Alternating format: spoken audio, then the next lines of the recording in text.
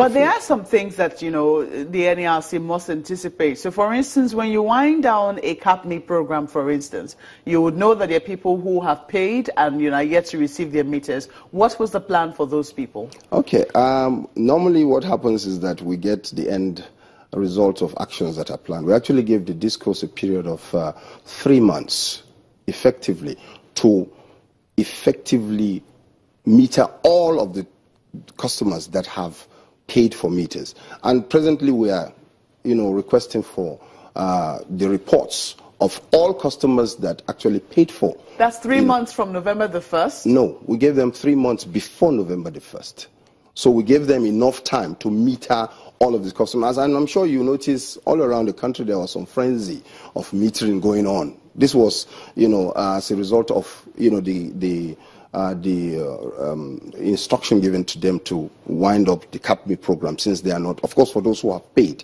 And what we have equally requested from them is they should equally give us details of the refund, because CAPME is not just simply paying for meter, because you are paying for a capital item which is already provided for in the revenue requirement of, you know, the customers. You are expected to get refund in your bills. When we had the regime of, you know, the fixed charge in the bill visible, you could see that physically you are not paying fixed charge for, you know, every month. But now that everything has been built into your bill, what happens is that we expect that when you get electricity, that's when you get charged, fixed charge. We still mandated the discos to refund, you know, that aspect of.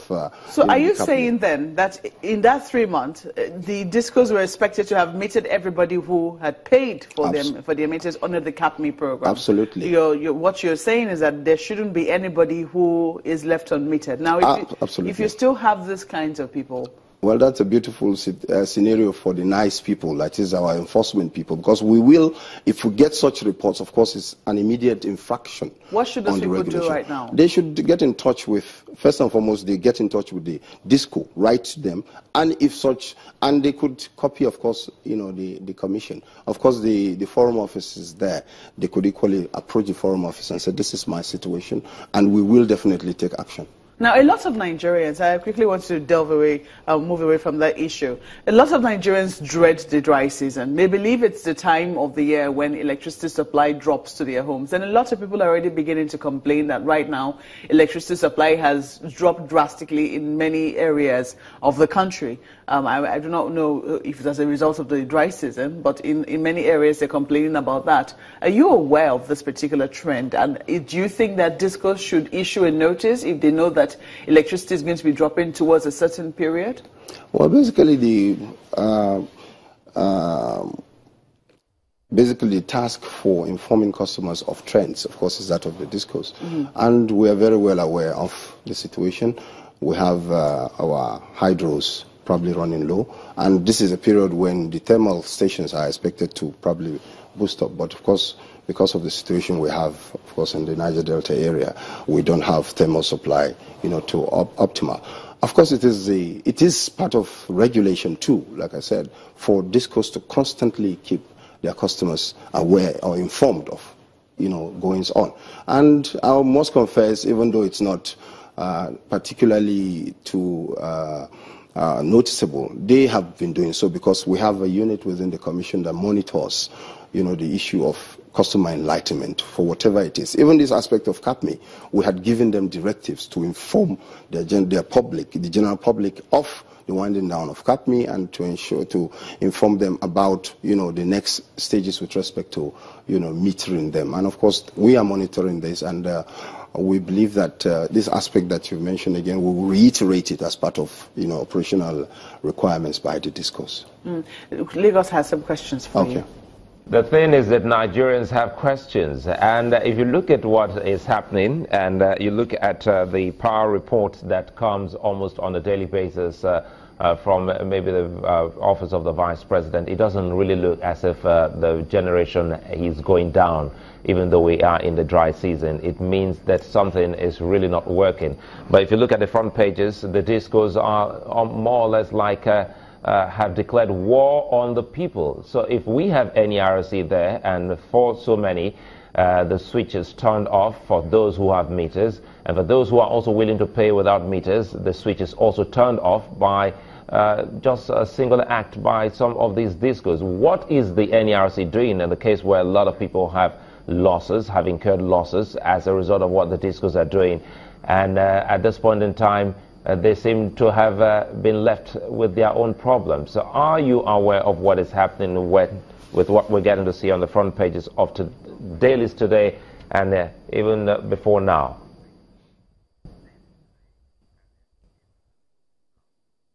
Well, like I said, we're constantly in touch with the discos and, of course, customers.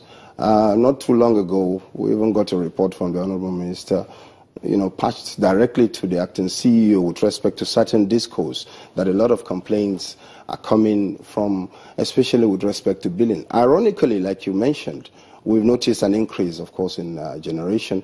Of course, what we had expected that by now we should have been talking about 5,000 plus megawatts, which we hit, around February before the crisis, came up. So we've had some relative improvement to what we had expected built into, our Pt.2 for 2016. We are aware of, these complaints, and I can assure you that with the inception or the opening of several forum offices, which I want Nigerians to take advantage of. You take your complaint, first and foremost, don't keep it to yourself, don't discuss it in, town hall meetings or in your, beer parlors, but go and report. Because if you don't report, somebody does not get, to be accountable for, your complaint. So make that report formally to your CCU, and of course ensure that it is documented, and you're probably given, a copy with which you can now escalate if you don't get, a satisfactory, response within the given period that we have said. But I can assure you that the NERC is poised to ensure that the customers are not, because we are in a monopoly environment that the electricity represents. We are surrogate for competition. So since they don't have any kind of competition that would check on their activities, the regulator comes in powerfully, and of course we've had the support of government and all of the agencies to ensure that the discos are brought to a position of responsibility. The legislature is presently even out there to meet the people. We have town hall meetings, we have programs. They're going around the entire country to help support the position of ensuring that Nigerians get